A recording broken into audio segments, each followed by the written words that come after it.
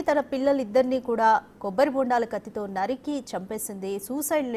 6 పేజీల సూసైడ్ లెటర్ని కూడా రాసింది తను. అయితే ఈ సూసైడ్ లెటర్లో తన భర్త గురించి కూడా కొన్ని విషయాలు ప్రస్తావించింది. ఏమని ప్రస్తావించింది? తేజస్విని భర్త ఏమంటున్నారు ఈ ఘటన పట్ల?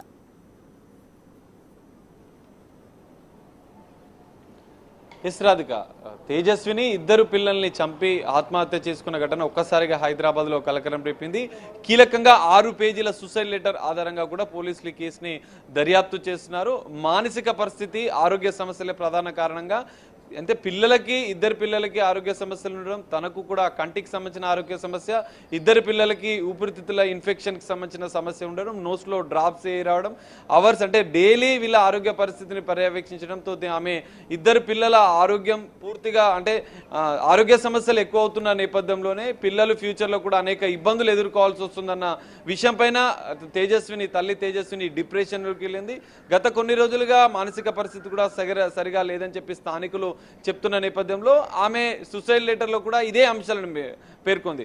భర్త పిల్లలకు ఆరోగ్య సమస్య పరిస్థితి బాగాలేకపోవడం, తన ఆరోగ్య పరిస్థితి బాగాలేకపోవడం, పూర్తిగా ఆరోగ్య పరిస్థితి పైన కూడా భర్త పట్టించుకోకపోవడంతోనే ఆమె డిప్రెషన్లోకి వెళ్ళినట్లుగా కూడా ఆమె సూసైడ్ లెటర్లో పేర్కొన్నది. కొన్ని కీలక అంశాలను కూడా ఆ సూసైడ్ లెటర్లో 6 పేజీల సుదీర్ఘ లేఖ రాసింది ఆమె. ఎందుకంటే గత కొన్ని రోజులుగా ఆమె మానసిక పరిస్థితి తనల్ని వేధించడము, ఎందుకంటే పిచ్చి దానివి అంటూ మెంటల్ దానివి అంటూ ఆమెని తరచూ సూటిపోటి మాట్లాడడం అనే అంశాలను కూడా ఆమె సూసైడ్ లెటర్లో పేర్కొన్నట్లుగా కూడా తెలుస్తుంది. పూర్తిగా సూసైడ్ లెటర్ ఆధారంగా అయితే పోలీసులు అయితే దర్యాప్తు కొనసాగుతుంది.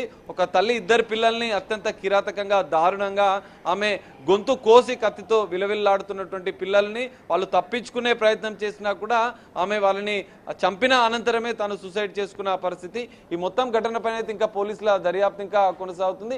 భర్త మాత్రం దీనిపైన మాట్లాడడానికి నిరాకరిస్తున్నట్లుగా కూడా తెలుస్తుంది మొత్తం ఘటన పైన.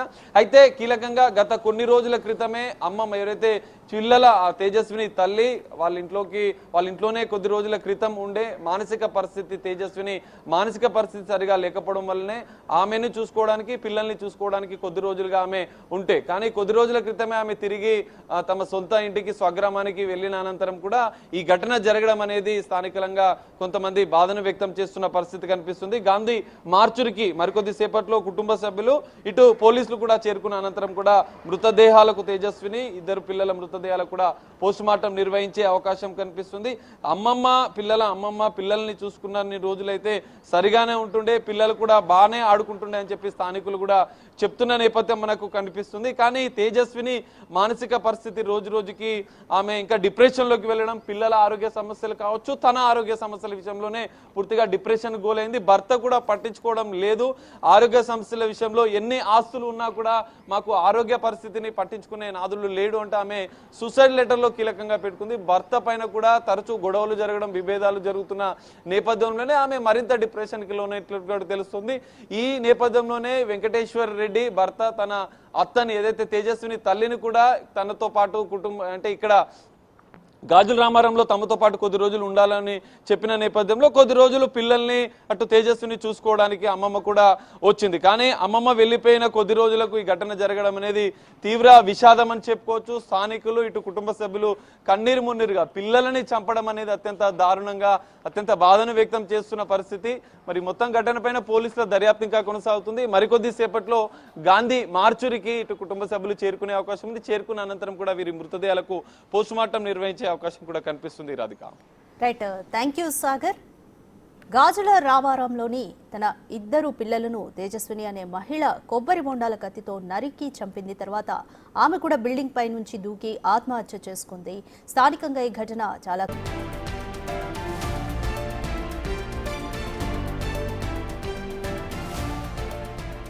ఇద్దరు పిల్లలను కొబ్బరి బొండాల కత్తితో నరికి చంపి ఆ తర్వాత బిల్డింగ్ పై నుంచి దూకి ఆత్మహత్య చేసుకుంది ఓ తల్లి. ఈ ఘటన హైదరాబాద్ శివార్లోని గాజుల రామారంలో జరిగింది. తన పిల్లలు తాను అనారోగ్యంతో బాధపడుతున్నామని, అందుకే ఈ నిర్ణయం తీసుకున్నట్లు ఆ తల్లి రాసిన సూసైడ్ నోట్ పోలీసులకు లభించింది. ఖమ్మం జిల్లా సత్తుపల్లికి చెందిన వెంకటేశ్వర రెడ్డి, తేజస్విని దంపతులకు హర్షిత్, ఆశీష్ అనే ఇద్దరు కుమారులున్నారు. 4 ఏళ్ల కింద జీవనోపాధి కోసం హైదరాబాద్కు వచ్చారు. గాజుల రామారం బాలాజీ లేఅవుట్లోని సహస్ర మహేష్ హైట్స్ అపార్ట్మెంట్లో ఉంటున్నారు ఈ కుటుంబం.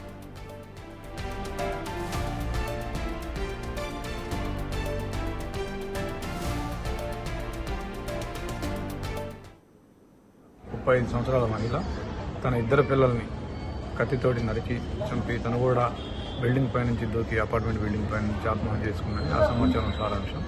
దాంతో ఇమ్మీడియట్గా మా పోలీస్ సిబ్బంది inspector Jeedimetla and ACP Balanagar and myself ఇక్కడికి వచ్చి మేము పరిశీలించగా మహిళ బిల్డింగ్ పై నుంచి దూకి స్పాట్లో చనిపోయింది.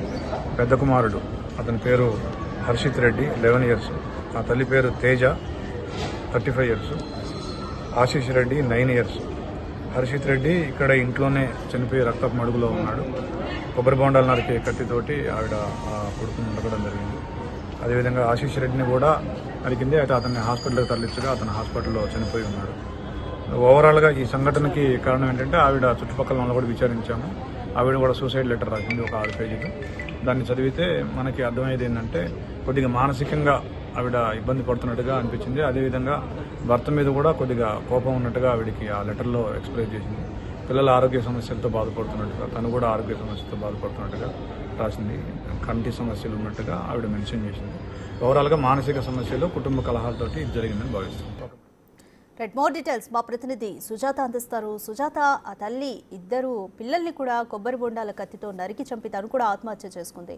దీనికి కారణం అనారోగ్య సమస్యలైనా మరి ఇంకేమైనా ఉన్నాయా? రాధిక, గాజుల రామారంలో తేజస్విని ఇద్దరి కుమారులని కత్తితో నరికి చంపి ఆ తర్వాత తను సూసైడ్ చేసుకున్నటువంటి ఘటనని పోలీసులు ప్రస్తుతం ఇన్వెస్టిగేషన్ చేస్తున్నారు. ఈ ప్రస్తుతము తేజస్విని నివాసం ఉంటున్నటువంటి 204 ఫ్లాట్ నెంబర్ దగ్గర ఉన్నాము. గత 4 సంవత్సరాల క్రితం వాళ్ళు హైదరాబాద్కి వచ్చి ఇక్కడ అపార్ట్మెంట్లో ఫ్లాట్ని కొనుక్కున్నారు. శ్రీనివాస్ రెడ్డి ఒక ఫార్మా కంపెనీలో పనిచేస్తున్నాడు. అయితే నిన్న 4 గంటల ప్రాంతంలో ఈ ఘటన జరిగింది. ఒక్కసారి మనం ఇక్కడ ఉన్నటువంటి దృశ్యాలను చూస్తే ఆ పిల్లలిద్దరు కూడా తరచూ ఇదే ప్రాంతంలో ఆడుకుంటూ ఉంటారు. అయితే హర్షిత్ రెడ్డి, ఆశీష్ రెడ్డి ఇద్దరూ కూడా చక్కగా ఇక్కడ వేసినటువంటి బొమ్మలు మనకు కనిపిస్తున్నాయి. దిస్ ఈజ్ రాంగ్ ఇండియన్ అని పేరు రాసి ఇక్కడ కొన్ని చిత్రాలను కూడా వాళ్ళు వేసినటువంటివి మనకు చాలా క్లియర్గా ఈ గోడల మీద కనిపిస్తుంది. ప్రస్తుతానికి ఇద్దరు పిల్లలు లేనప్పటికీ వాళ్ళు వేసినటువంటి ఈ చిత్రాలు చూస్తే ఒక్కసారిగా ఆ తండ్రి భావోద్వేగానికి గురి అవుతున్నాడు. ఇప్పటికే ఆ తండ్రి అసలు పిల్లల్ని కోల్పోవడం, ఒకవైపు భార్యని కోల్పోవడంతో కన్నీరు మున్నీరు అవుతున్నాడు.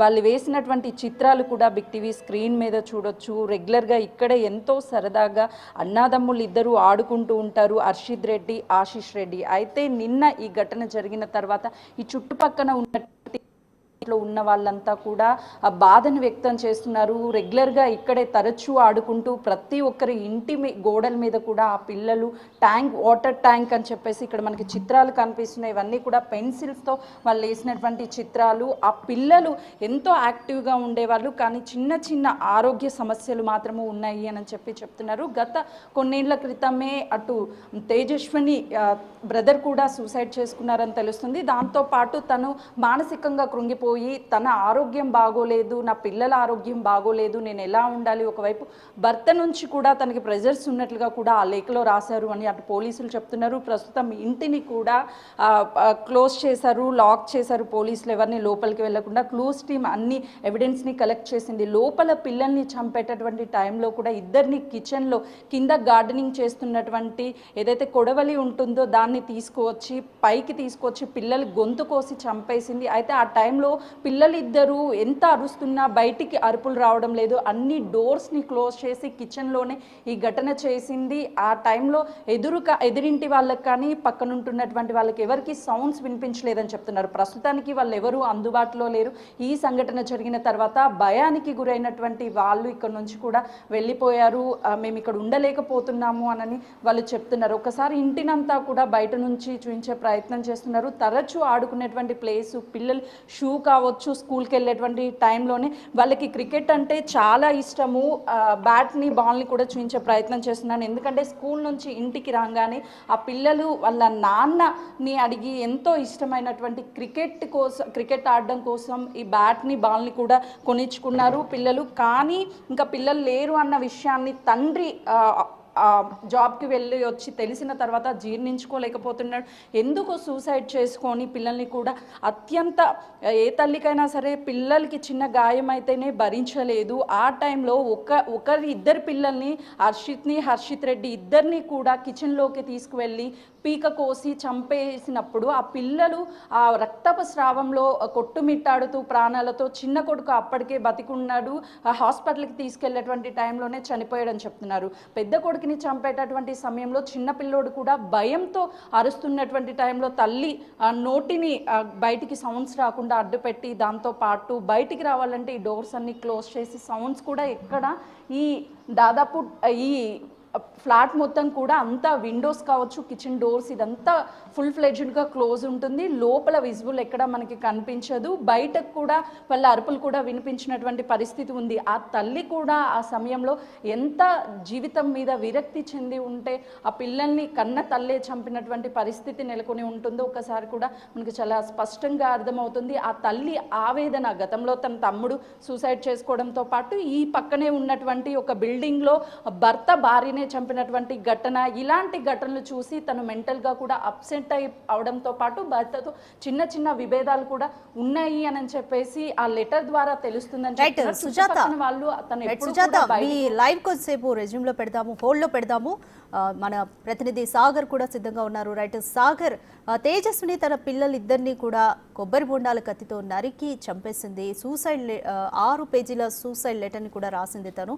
అయితే ఈ సూసైడ్ లెటర్లో తన భర్త గురించి కూడా కొన్ని విషయాలు ప్రస్తావించింది. ఏమని ప్రస్తావించింది? తేజస్విని భర్త ఏమంటున్నారు ఈ ఘటన పట్ల?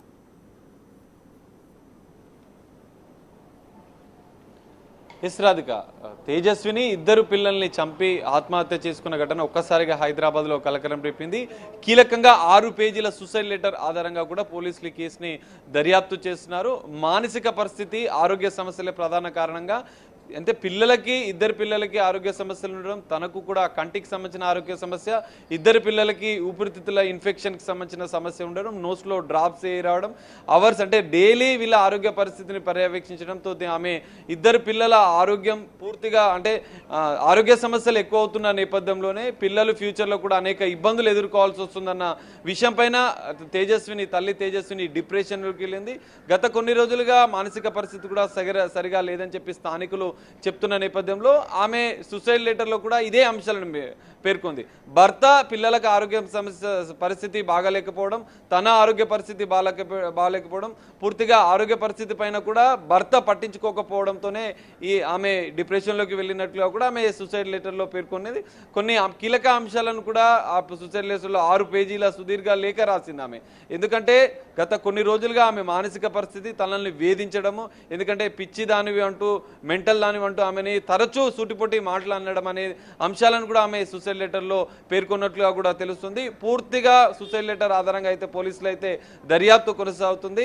ఒక తల్లి ఇద్దరు పిల్లల్ని అత్యంత కిరాతకంగా, దారుణంగా ఆమె గొంతు కోసి కత్తితో విలవిల్లాడుతున్నటువంటి పిల్లల్ని వాళ్ళు తప్పించుకునే ప్రయత్నం చేసినా కూడా ఆమె వాళ్ళని చంపిన అనంతరమే తాను సూసైడ్ చేసుకున్న పరిస్థితి. ఈ మొత్తం ఘటన పైన అయితే ఇంకా పోలీసుల దర్యాప్తు ఇంకా కొనసాగుతుంది. భర్త మాత్రం దీనిపైన మాట్లాడడానికి నిరాకరిస్తున్నట్లుగా కూడా తెలుస్తుంది మొత్తం ఘటన పైన.